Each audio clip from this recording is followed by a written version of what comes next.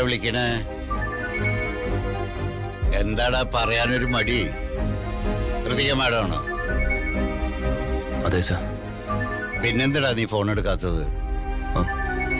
എടാ ഫോൺ എടുക്കടാ.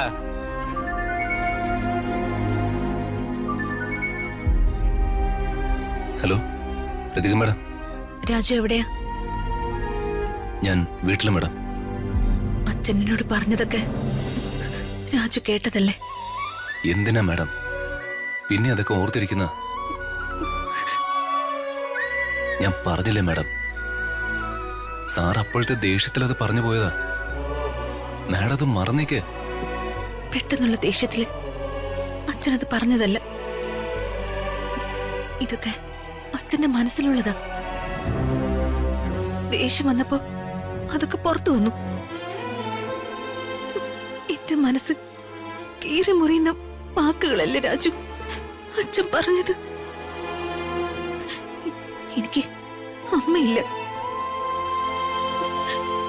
അച്ഛനുണ്ടെന്ന് തെറ്റിദ്ധരിച്ച് ജീവിച്ച ഞാൻ ഒരു വിഡ്ഢിയല്ലേ രാജു? തെറ്റായ കാര്യങ്ങളൊന്നും ചിന്തിക്കണ്ട മാഡം.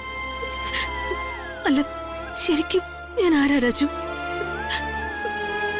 അച്ഛൻ ആരായിട്ടാ എന്നെ കാണുന്ന? ഒരു ഭിക്ഷക്കാരിയുടെ വില പോലും എനിക്കില്ലല്ലോ രാജു. സമൂഹത്തില് വലിയ മനുഷ്യനാ അച്ഛൻ. എല്ലാവരും റെസ്പെക്ട് ചെയ്യുന്ന ഭരണാധികാരി.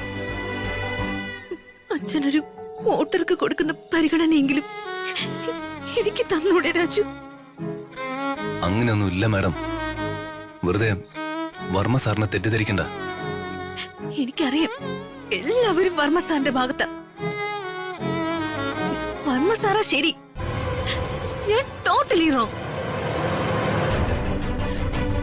ഇനി എന്ത് ചെയ്യണമെന്ന് എനിക്കറിയാം രാജു.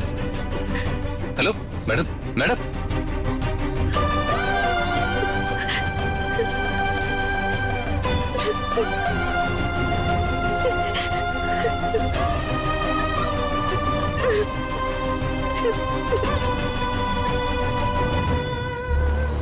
ആ എന്താടാ?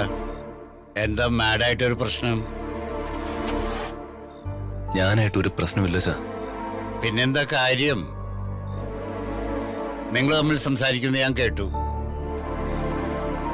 അച്ഛാ